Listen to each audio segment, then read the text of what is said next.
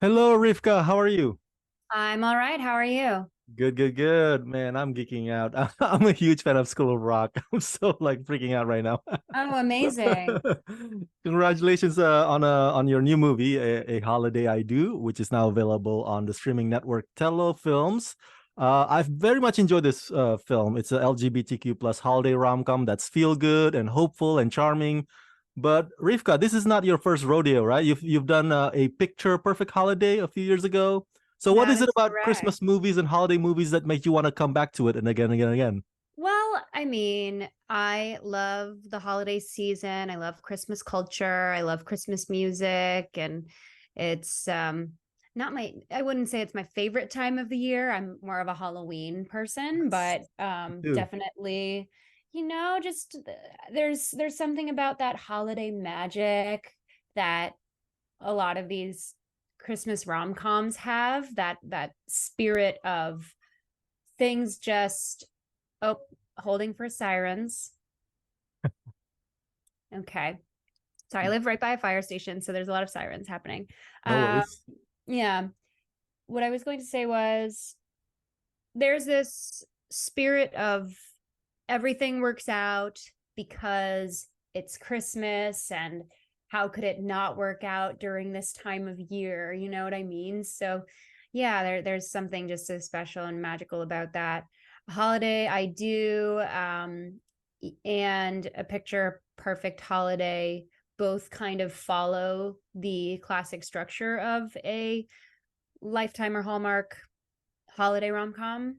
But what I think that a holiday I do does differently is it centers a LGBT love story rather than making it an afterthought or a B storyline, smaller plot line to let the straight romantic leads shine. So I was really grateful to be able to play a queer character in not just one but two holiday movies, one of which I'm like the romantic lead. So Hmm.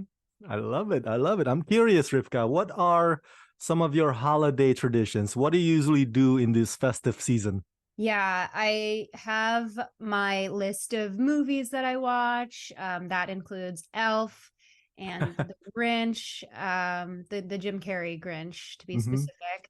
The Holiday stars my buddy Jack Black. Hmm. That's a recent one. I actually hadn't seen that one until about 2 years ago, but it became an instant favorite. I love Cameron Diaz as well, so it just is just so good. And what other ones do I like? I like Scrooged with Bill Murray. That one is not as popular with my fiance, but I'll watch that one eventually, probably by myself and maybe with my dog. Um, and then yeah, as soon as Thanksgiving is over, I'll start playing Christmas music in the house.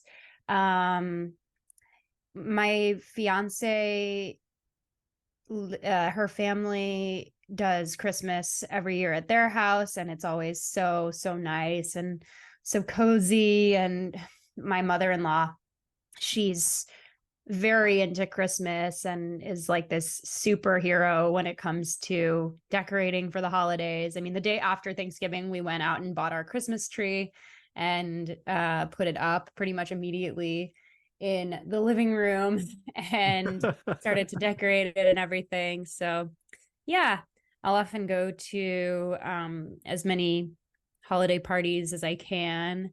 Love a ugly Christmas sweater party. Mm. um, I love cookies, so that's also a big part of it.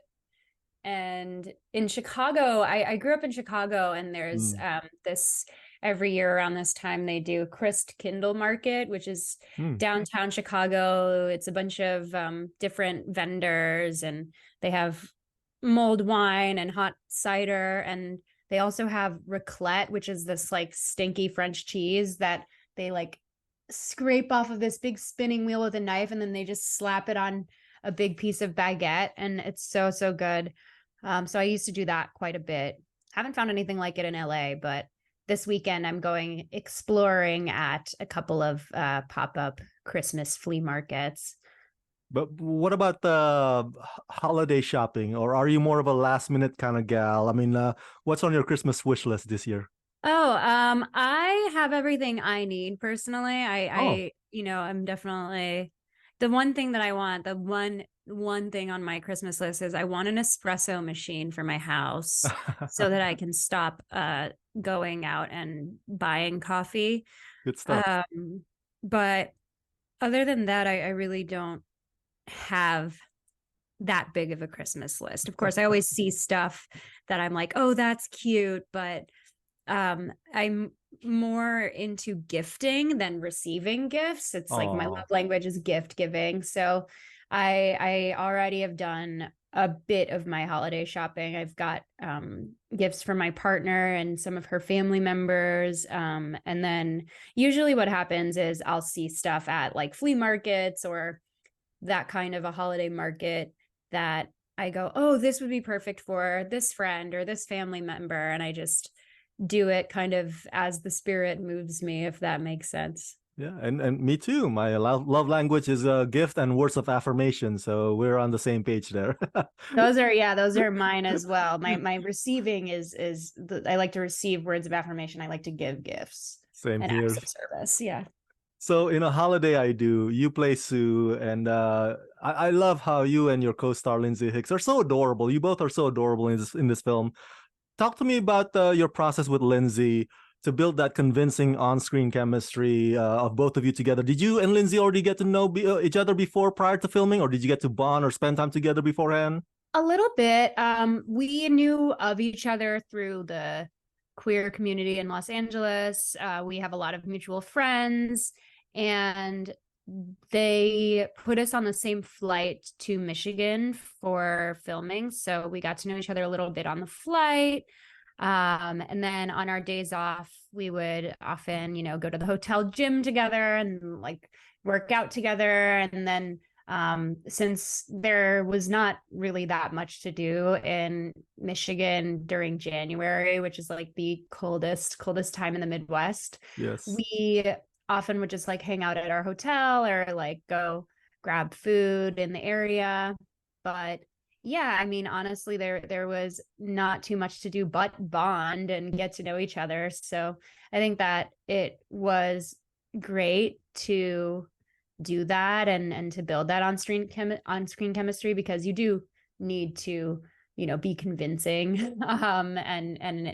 Luckily Lindsay is an amazing, funny, talented, and kind person, so it was easy to make that relationship convincing on camera, because I've definitely had situations where the person I was acting opposite as like a love interest was like not a great person and it just makes my job a little harder. But Mm.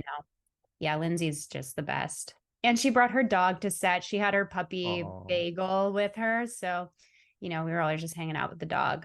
Rivka, you are an actor, a comedian, a writer, a podcaster, and of course, you are an advocate for the LGBTQ plus community, which you are a member of. That is a lot of hats to wear. Just wondering, how do you balance juggling your life and career when you're wearing so many hats like that? Yeah, I have to find time to do things that don't have anything to do with my career. Right now, my biggest thing is line dancing, which, Ooh. huge part of Filipino culture. But also in LA, there's been this kind of uprising of LGBT line dancing that Mm. happens at this bar pretty close to my house. And me and a bunch of my friends will just go a couple times a week to Boot Scoot. We're wearing our cowboy boots and just dancing our little hearts out. So that's like my little treat outside of work. But right now I'm in pre-production for two projects, and Wow. I'm inundated with production meetings plus doing PR for this holiday movie. And also last month my Halloween season spooky movie came out. So it's been, pretty busy.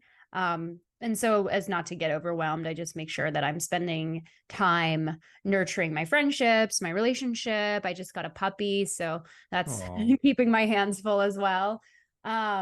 But yeah, I just try to also make sure that I'm still honing my craft where I can and taking classes here and there for acting, writing, etc.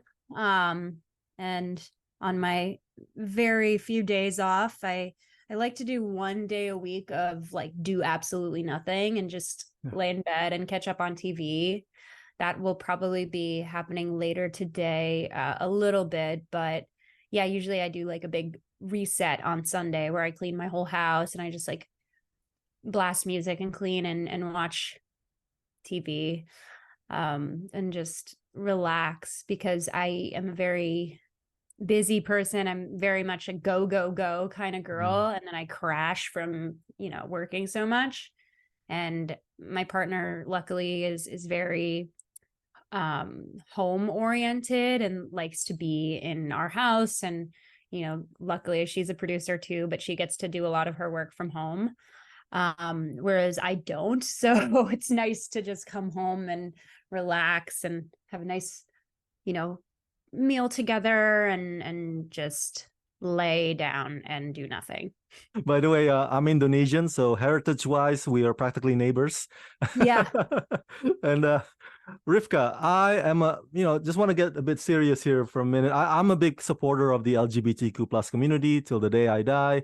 Unfortunately, we are living in some tough times right now where some states like Florida made it clear that their laws or their society pretty much hate. So my question is, can movies like A Holiday I Do help make a difference in changing minds? Or if not, what are some of the efforts that can help tear down those walls? It's the year 2023. Why is this still such an uphill battle?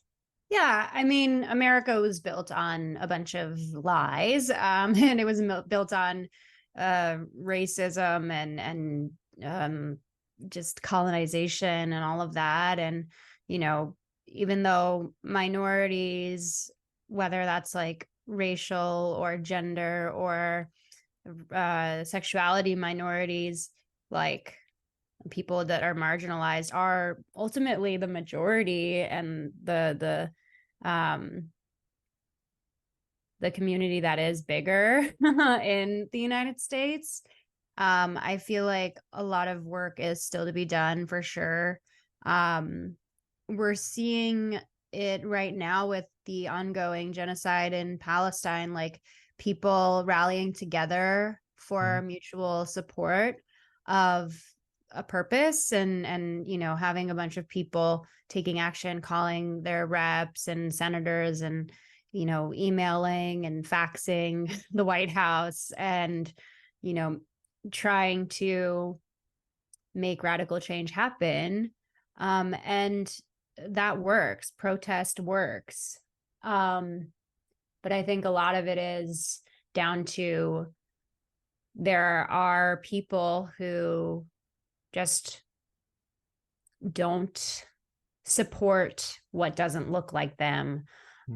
They don't understand what they're not comfortable with. And they were raised to believe through their religion that being queer or gay or lesbian or whatever, like, is a bad thing.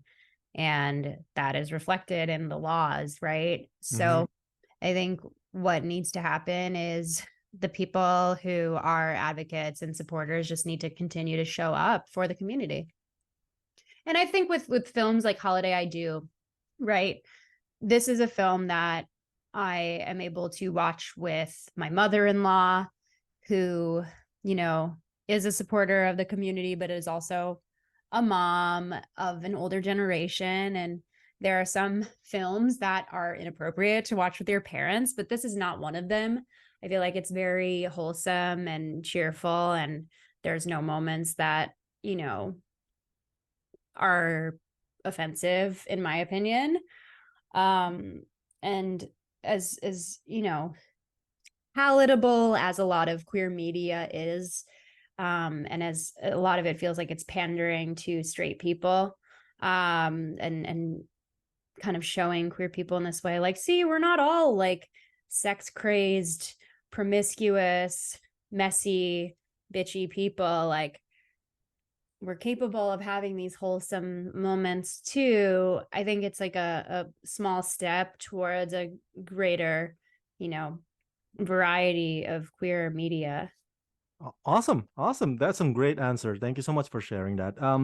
And I will go tell my viewers to go watch A Holiday I Do, but Rivkah, I can't let you go without asking you this. Prior to the actor strike, earlier this year, Jack Black said he was planning to have a 20th anniversary celebration of School of Rock, possibly in October, but the actor strike happened. Did you guys actually got together to celebrate last month? If not, then is it still happening before the year's end? What's going on with that? Yeah, we're thinking it's probably going to end up being a 21-year anniversary celebration. Really? Yeah, the strike really just like screwed everyone over. And we weren't able to do our reunion with everything happening with the strike. We weren't really allowed to like promote struck work. Even though School of Rock is 20 years old, it was through Paramount, which is a struck company.